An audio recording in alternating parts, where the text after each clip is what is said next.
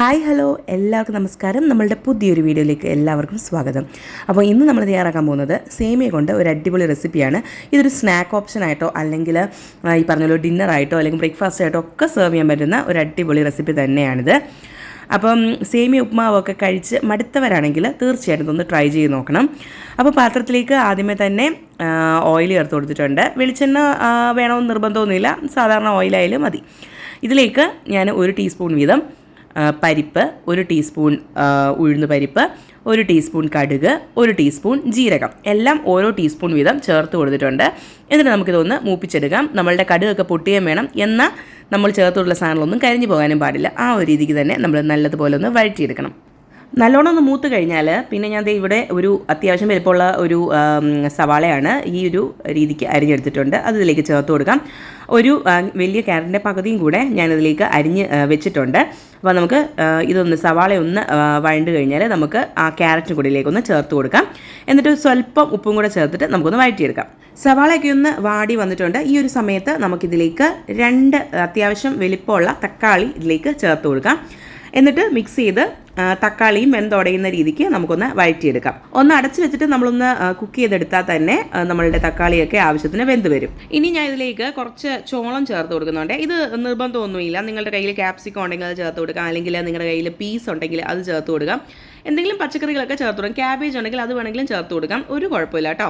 അപ്പോൾ എൻ്റെ കയ്യിൽ ഇപ്പോൾ ഉണ്ടായിരുന്നത് കുറച്ച് ഫ്രോസൺ കോണാണ്. അപ്പോൾ അതുകൊണ്ട് അത് ഞാൻ അതിലേക്ക് ചേർത്ത് ഒന്ന് വഴറ്റി കൊടുക്കുന്നുണ്ട്.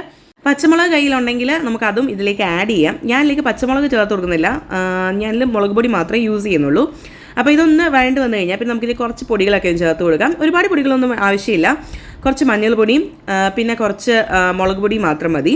ഒരു 1/2 ടീസ്പൂൺ മഞ്ഞൾപ്പൊടിയും അതുപോലെ തന്നെ 1 ടീസ്പൂൺ മുളക് പൊടിയും കൂടെ ഞാനിലേക്ക് ചേർത്ത് കൊടുക്കുന്നുണ്ടേ. ചേർത്ത് കൊടുത്ത പച്ചക്കറികളൊക്കെ ഒന്ന് വാടി വന്നിട്ടുണ്ട്. ഈ ഒരു സമയത്ത് നമുക്കിതിലേക്ക് സേമിയ ചേർത്ത് കൊടുക്കാം. ഇത് വറക്കാത്ത സേമിയയാണ്.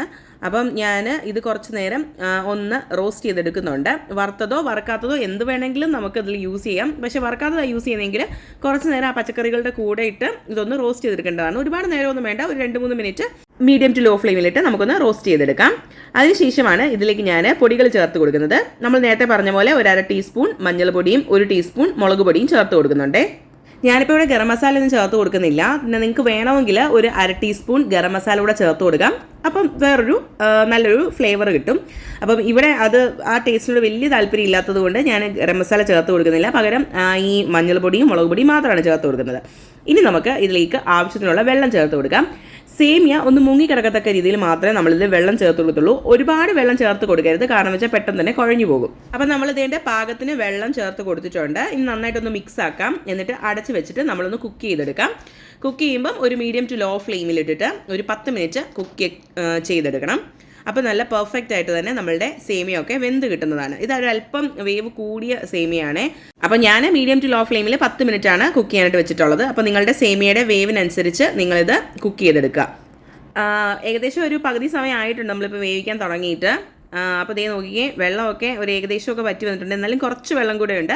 ആ ഒരു വെള്ളം കൂടെ നമുക്ക് ബാക്കിയുള്ള സമയത്ത് നമുക്കൊന്ന് വറ്റിച്ചെടുക്കാം. നമ്മളപ്പോൾ അടച്ച് വെച്ച് ബാക്കിയുള്ള ആ ഒരു ടൈമും കൂടെ വേവിച്ചെടുക്കുന്നുണ്ട്. അപ്പോൾ ഏകദേശം ഒരു 10 മിനിറ്റൊക്കെ ആയിട്ടുണ്ട്. കണ്ടില്ലേ, നമ്മളുടെ സേമിയൊക്കെ ആവശ്യത്തിന് കുക്കായി വന്നിട്ടുണ്ട്. വെള്ളമൊക്കെ അത്യാവശ്യം വറ്റിയിട്ടുണ്ട്. ഇൻ കേസ് നിങ്ങളുടെ വെള്ളം വറ്റിയില്ല എങ്കിൽ കുറച്ച് നേരം ഒന്ന് ഓപ്പൺ കുക്ക് ചെയ്ത് ഒന്ന് ചിക്കി തോർത്തിങ്ങ് എടുത്താൽ മതി. അപ്പം എൻ്റെ ഇവിടുത്തെ വെള്ളം അത്യാവശ്യം വറ്റിയിട്ടുണ്ട്. അപ്പോൾ ഇത്രയേ ഉള്ളൂ. സേമിയൊക്കെ നല്ല പാകത്തിന് തന്നെ വെന്ത് വന്നിട്ടുമുണ്ട്.